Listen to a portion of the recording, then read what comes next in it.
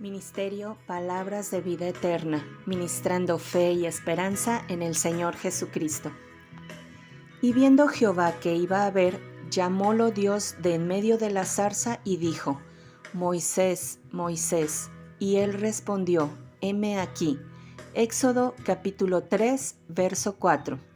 Esta semana, en Palabras de Vida Eterna, Efraín Abarca, de la ciudad de Puebla, México, nos comparte un estudio referente a un varón cuya vida fue preservada por Dios desde niño, destacado por ser un libertador valiente, mediador fiel entre Dios y el pueblo. Enfrentó al faraón, condujo a Israel fuera de Egipto, recibió y transmitió la ley, intercedió muchas veces por la nación y la guió durante años con paciencia y autoridad espiritual. Lamentablemente no entró a la tierra prometida por un acto de desobediencia. Moisés. Hola hermanas, espero se encuentren muy bien y es para mí un gusto poder compartir nuevamente con ustedes. En esta ocasión vamos a comenzar a estudiar a Moisés y Moisés tiene una importancia sumamente grande, podríamos decir que es de los personajes bíblicos más importantes que hay, y no solamente viéndolo como un personaje bíblico, sino viéndolo como un personaje histórico. Para los judíos es alguien de suma importancia. Moisés es lo que aquí quizá nosotros como mexicanos vendría siendo Miguel Hidalgo, ¿no? Aquel que decimos aquí nos dio la independencia y se levantó en armas y todo eso. Moisés es más o menos así, pero obviamente mucho más importante, porque la historia judía, podemos decirlo así, que también es nuestra historia, es la historia de Cristo y nosotros estamos unidos a Cristo. Por lo tanto, comprender no solamente la historia judía, sino lo que es realmente todo el Antiguo Testamento es algo de suma importancia también para nosotros. Y justamente algo que hace tan importante a Moisés es que es uno de los más grandes tipos de Cristo que tenemos. En el Antiguo Testamento encontramos algunos personajes que fueron apuntes hacia Cristo, que eran como una sombra de lo que Cristo iba a hacer, ¿no? Ellos eran hombres, eran imperfectos, y Cristo vino y lo hizo perfectamente. Por ejemplo, encontramos en Moisés un profeta. Vemos cómo Dios, por medio de Moisés, trae la ley, trae esta revelación de Dios. Y Cristo es justamente no solamente el medio por el cual recibimos la revelación de Dios, sino Cristo mismo es la revelación de Dios. Encontramos también a Moisés siendo parte de los levitas como un sacerdote, y Cristo es ese mejor sacerdote. Vemos a Moisés como un mediador ahí en el monte Sinaí, cuando Dios le dice: mira, voy a destruirlos y a ti te voy a poner por una mejor nación. Y vemos a Moisés intercediendo por este pueblo, y justamente Jesucristo intercedió por nosotros, y no solamente eso, sino que Él se dio en lugar nuestro. Entonces, esto es algo importante de Moisés, que siempre está apuntando hacia Cristo. Y una cosa más que quiero mencionar es que este tema es sumamente grande. Moisés es el autor humano de los 5 primeros libros de la Biblia, en toda la escritura, en el Antiguo Testamento, no solamente en el Pentateuco, pero también en el Nuevo. Muchas veces se cita a Moisés. Es mucho lo que pudiéramos decir acerca de Moisés, pero yo quiero tratar de reducirlo, comprimirlo y ver algunas cosas, y para ello quiero utilizar el sermón de Esteban en el libro de Hechos capítulo 7, que justamente también Esteban le dedica pues gran parte a Moisés. Leo en el capítulo 7, del versículo 15 al 21, dice: así descendió Jacob a Egipto, donde murió él y nuestros padres, los cuales fueron trasladados a Siquem y puestos en el sepulcro que compró Abraham a precio de dinero de los hijos de Emor en Siquem. Mas como se acercaba el tiempo de la promesa, la cual Dios había jurado a Abraham, el pueblo creció y multiplicóse en Egipto, hasta que se levantó otro rey en Egipto que no conocía a José. Este, usando de astucia con nuestro linaje, maltrató a nuestros padres, a fin de que pusiese a peligro de muerte sus niños, para que cesase la generación. En aquel mismo tiempo nació Moisés, y fue agradable a Dios, y fue criado 3 meses en casa de su padre. Mas siendo puesto en peligro, la hija de Faraón le tomó y le crió como a hijo suyo. La primera cosa que encontramos, y por eso leo un poco de antes, es el contexto en el cual nace Moisés. Moisés nace en un contexto muy difícil de siquiera de imaginar, porque la verdad es que ya no estamos, o sea, y no dudo que existan lugares que se encuentran todavía así, pero este tema de la esclavitud, la aflicción, es peor que una dictadura de hoy en día. O sea, dice que hasta mataban a sus hijos, o sea, mataban a sus hijos en los trabajos, eran trabajos forzados, los golpeaban, o sea, es algo difícil de poder entender, concebir en nuestra mente, porque ya no existe esto, ya no lo vemos, ¿no? Sí existe maltrato, sí existe todo este tipo de cosas, pero realmente era horrible la forma en la cual vivían estos egipcios. Perdón, estos israelitas bajo la mano de los egipcios. Pero después dice y hace mención de que Dios había prometido que los iba a sacar. Y esto es interesante porque también podemos ver que fue Dios quien los llevó ahí. Y podemos también inferir que fue Dios quien permitió que fueran afligidos. Sin embargo, Dios había prometido que Él los iba a sacar. Y esta promesa podemos deducir que era dada de generación en generación, de una manera oral. En aquel entonces no existían registros tan complejos como hoy en día, no existían mensajes, no existían ni siquiera cartas, la escritura era algo que podemos pensar que apenas estaba en desarrollo. Entonces no existían libros, ¿no?, acerca de Dios nos prometió, cosas así. Era algo que pasaba de generación en generación. Y quizá pienso en la duda que ellos podían tener acerca de la promesa de Dios. Y obviamente no lo menciona Esteban, pero aparece en el libro de Éxodo. Quienes me llaman la atención son estas mujeres, las parteras, ¿no? Mujeres que se mantuvieron fieles a Dios a pesar de aún, creo yo, poner en riesgo sus vidas. Faraón les dice, mira, tú vas a matar a los niños, vas a ver, si es hombre lo matas, si es mujer la dejas, pero ellos temen a Dios. Estas mujeres temen a Dios más que lo que la sociedad pueda decir, más que lo que Faraón pueda hacer. Y justamente es aquí donde quiero mencionar un punto de aplicación, que es de veras mantenernos fieles a Dios, aunque las situaciones sean difíciles. No es fácil, no es fácil cuando todo a tu alrededor está en tu contra, cuando sencillamente no es fácil, ¿no? Por la influencia social, por la dificultad que puede generar, por el peligro que puede haber. Pero sin embargo, pensando en estas mujeres, y esto es un grupo de mujeres, esas mujeres se mantuvieron fieles a Dios y fue un medio que Dios utilizó para traer a este hombre Moisés. Imagínense si estas mujeres hubieran cedido sus convicciones, pues probablemente una de ellas hubiera matado a Moisés. Sin embargo, esto no es así. Moisés nace, pero nace bajo un contexto que Dios lo protege. Y eso es lo que mi segundo punto es la elección que Dios hace de Moisés, porque es una elección de gracia. Moisés nace y no se relata nada que él hizo ni nada que hicieron sus padres. O sea, Moisés nace y ya es agradable a Dios.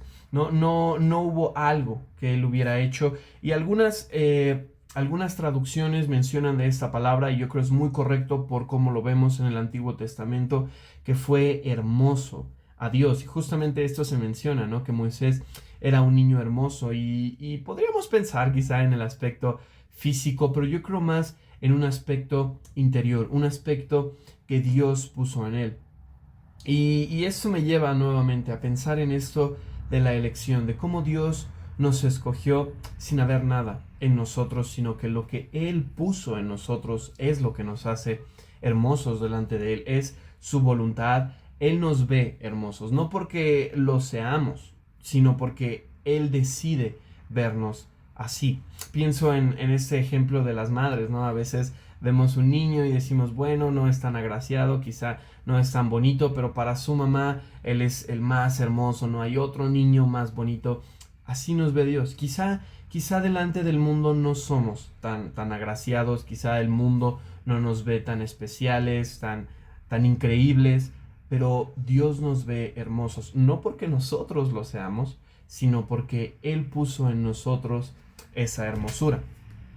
Entonces tenemos esta elección de gracia, pero no solamente es una elección de gracia, es una elección con propósito. O sea, Dios nos salva, pero Él tiene un propósito para nosotros. No solo nos salva, nos pone esa hermosura en nosotros, no solamente para que seamos hermosos, para que nos veamos bonitos. No, o sea, Él quiere hacer algo en nosotros. Y yo hoy quiero mencionar 3 cosas que Dios quiere hacer con nosotros, que Dios quiere hacer en nosotros.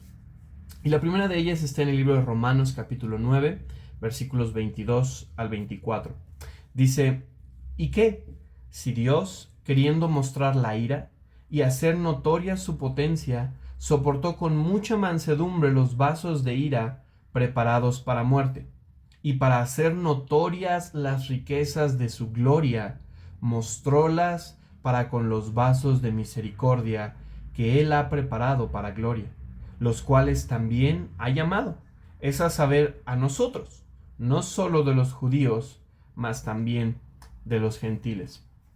Es increíble para mí pensar en que Dios me escogió a mí, y no me malentiendan, no es nada en nosotros no lo merecemos, debemos de quitar, pienso yo, somos muchas veces enfatizando mucho en nosotros mismos, tenemos que quitar esto, pero el hecho de pensar que a Dios le plació mostrar tantas cosas, puedo pensar en su cuidado, su sabiduría, su provisión. Él quiere mostrar eso, Él quiere darlo. ¿Por qué? Porque Él es así, ¿no? Alguien que ama, quiere amar a las personas. Y Dios me escogió a mí para hacer eso. Dice, hay vasos que Dios escogió y a ellos les va a mostrar su ira, y por eso pienso yo que Pablo comienza, ¿y qué? ¿Quién puede altercar con Dios? ¿No? Hay otro versículo que dice, le dirá el vaso al que le está haciendo, ¿por qué me hiciste así? No podemos, pero pensar en nosotros, en que Dios me amó a mí y Él manifiesta su bondad, su amor, su cuidado, su sabiduría, todo eso hacia mí, eso me hace querer dar gracias a Dios. Es algo increíble pensar que Dios me escogió a mí, como dice el versículo, para hacer notorias las riquezas de su gloria. Las mostró para conmigo. Entonces, un propósito que Dios tiene para con nosotros es mostrarnos su amor, darnos a conocer eso, expresarnos como es Él.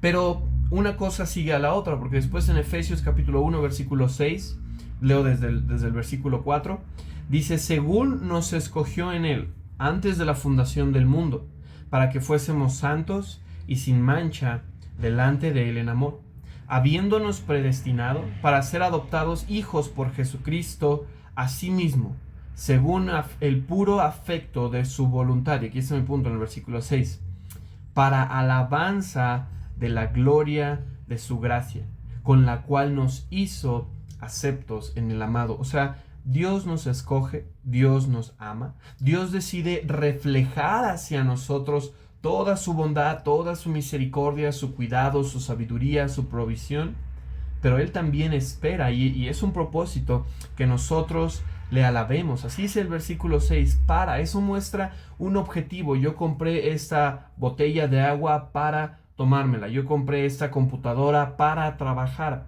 significa un objetivo. Dios nos salvó para alabanza de la gloria de su gracia. Dios espera que le alabemos. Pero la última cosa que llama mi atención está en 1 de Pedro, capítulo 2, versículo 9. Dice, mas vosotros sois linaje escogido. Y nuevamente los 3 versículos hablan de esto, de lo que Dios nos dio, de lo que Dios puso en nosotros, como aclaré anteriormente, solamente por la gracia de Dios. Pablo dice ahí en Romanos que no es para gloria nuestra en ninguna manera, sino es para gloria de Dios, y vamos a hablar de eso en el próximo estudio. Pero encontramos aquí en 1 de Pedro 2.9, dice, vosotros sois linaje escogido, real sacerdocio, gente santa, pueblo adquirido. O sea, Pedro nos está, voy a decirlo así, halagando. Es como, wow, yo soy. No soy yo, es Dios. Pero dice, otra vez, un propósito, para que anunciéis las virtudes de aquel que os ha llamado de las tinieblas a su luz admirable. Esto creo que roza con el Evangelio. En mi opinión es el Evangelio, pero es una manera de presentar el Evangelio muy interesante, porque hay muchas, creo yo, muchas formas de presentar el Evangelio, muchas formas de dar a conocer a Dios, pero Él dice, todo esto que tienes, lo que tú tienes que hacer es ahora anunciar las virtudes de aquel que te llamó. Hay un predicador, si no me equivoco, es Charles Spurgeon, que dice que el evangelismo es un mendigo diciéndole a otro mendigo dónde encontró su pan. Ese es nuestro trabajo, dar a conocer a Dios, decir, mira, yo conozco a Dios, yo sé lo que Dios ha hecho. Otra vez, por eso Dios mostró todo a nosotros, para que después nosotros podamos ir y decírselo a alguien más, para que Dios también muestre eso hacia ellos. Yo puse algunas cosas que creo que sería bueno que consideremos. La primera es conocerlo. No podemos hablar de lo que no conocemos. No, sencillamente no es posible. Yo no puedo hablar acerca de cómo es Colombia, porque nunca he estado en Colombia. Yo les puedo hablar de cómo es Morelia, es una ciudad muy bonita, puedo hablarles de Puebla, es una ciudad muy grande, porque he estado ahí, porque lo conozco, porque más o menos he estudiado, pero si no conocemos a Dios, ¿cómo esperamos darlo a conocer a otras personas? Y aquí permítanme hacer una nota, porque muchas veces hablamos acerca del Evangelio, pero ¿de veras sabemos lo que es el Evangelio? ¿De veras los hemos estudiado? Casi siempre empezamos el Evangelio con Dios te va a condenar y tú eres malo y tú eres pecador. Bueno, el pasaje en Pedro no está diciendo que es eso lo que tenemos que hacer. O sea, no dice ve y diles que están en condenación. Dice muéstrales las virtudes de Dios. O sea, tú no les tienes que mostrar lo que no tienen. Tú les tienes que mostrar lo que pueden tener. Y se supone que tú lo sabes porque tú ya lo tienes. Entonces, primero tienes que conocer a Dios, experimentarlo por ti mismo. Esto es algo increíble, ¿no? Creo que es David en el libro de los Salmos, dice, creí, por tanto hablé. Primero tenemos que conocer a Dios, tener de veras una experiencia personal con Dios, tener una relación con Él, para después poder hablar de eso hacia otros. Y solamente como nota rápida, tampoco estoy diciendo que el Evangelio se reduce a hablar de nosotros o hablar de testimonios. El Evangelio se trata de hablar acerca de Dios. Es muy útil lo que Dios ha hecho con nosotros, pero el Evangelio es de Dios. Pero otra cosa que dice es anunciarlo.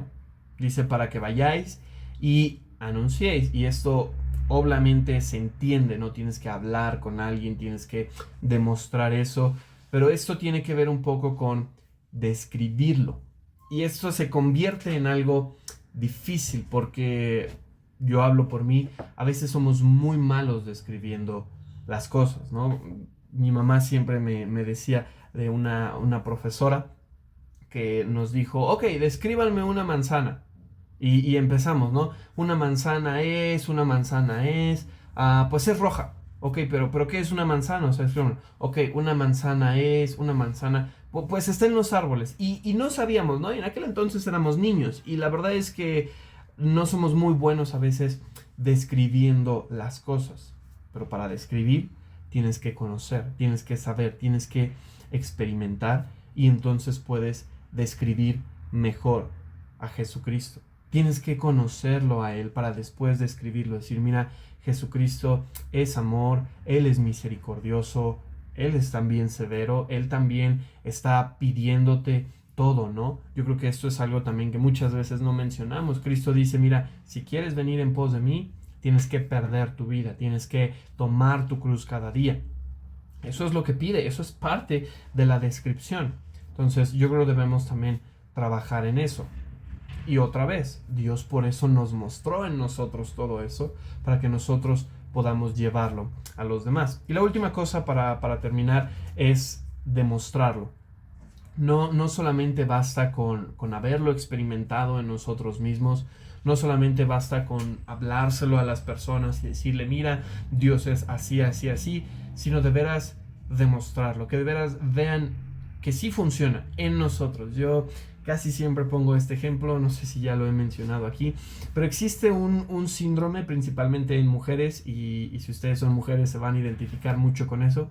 El síndrome de yo conozco, están en la mesa todos hablando y dicen, no, es que mi niño tiene un dolor de estómago y no se le ha quitado con esto. Y nunca falta una hermana que dice, yo conozco unas pastillas que son muy buenas. O está una hermana ahí, ¿no? Y dice, no, me está doliendo mucho la espalda y esto, lo otro. Yo conozco un doctor que es, así somos, ¿no? Yo conozco, yo he experimentado.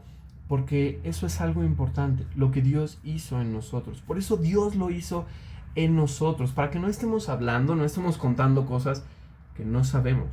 Tenemos que contar lo que de veras Dios ha hecho con nosotros y demostrarlo, que de veras sea algo interesante, ¿no? Yo tengo un problema con ir con nutriólogos gordos porque es como, oye, tú eres nutriólogo, se supone que tú sabes todo eso, que tú deberías cuidar tu cuerpo. No, mira, nadie va a ir con él, todo mundo queremos ir, ¿no? Si vas a un gimnasio, tú buscas acercarte a aquel que se ve que hace ejercicio, que está trabajado, que no. ¿Por qué? Porque él demuestra que verdaderamente sabe. Así debemos hacer nosotros y eso es un propósito de muchos, hay muchos propósitos que yo creo Dios nos dio. Entonces yo solamente recapitulo esos 3 propósitos. 1, gozar de Él. No todo es trabajo, somos siervos de Dios, sí, pero es una servidumbre por amor, es una servidumbre muy diferente a la que teníamos en el mundo, una servidumbre que nos desgastaba, una servidumbre horrible. Pero ahora somos siervos de Dios por amor y Él nos muestra su amor y para mostrarnos su amor lo hace de diferentes maneras. Dice, mira, yo soy tu padre, yo soy tu amigo. Inclusive vemos ahí en Efesios como dice, nuestra relación con Cristo es hasta una de matrimonio, ¿no? Donde pensaríamos, wow, lo más grande que hay en un matrimonio es el amor y Dios espera que nosotros gocemos de Él, gocemos de su cuidado, de su sabiduría, de su provisión. Pero Él también espera que le alabamos, que nosotros le damos la gloria, le damos la honra y esto es más que justo, es algo, no sé cómo llamarlo, es algo obligatorio que nosotros hacemos, nos obliga, ¿no? Dice ese pasaje del apóstol Pablo, el amor de Cristo nos constriñe, nos obliga, nos impulsa a alabarlo, darle la honra, darte la gloria, ¿no? Puede ser con fruto de labios, alabarlo con nuestras palabras, puede ser con dones que Dios nos dio, ¿no? Ponerlos a su servicio, o puede ser también aún económicamente, ¿no? Con nuestras posesiones, con los bienes que tenemos, administrarlos para Dios. Yo no sé, puede haber diferentes formas de alabar a Dios. Y la última es darlo a conocer a otros. No es solamente algo de nosotros y Dios. Dios quiere que esa relación que tenemos la llevemos al mundo, que los demás puedan de veras saberlo, porque nosotros lo hemos experimentado, pero ahora tenemos que empezar a trabajar en describirlo, en tener esas palabras adecuadas y es el Espíritu Santo quien va a ponerlas en nosotros para de veras hablar a las personas y puedan comprenderlo y por último demostrarlo al mundo. Hermanas, les envío un saludo, Dios les bendiga, que estén muy bien, nos vemos en el próximo video.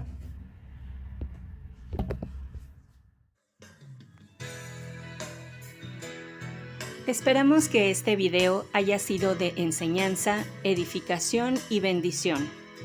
Y queremos invitarte a compartirlo. Ministerio Palabras de Vida Eterna, ministrando fe y esperanza en el Señor Jesucristo.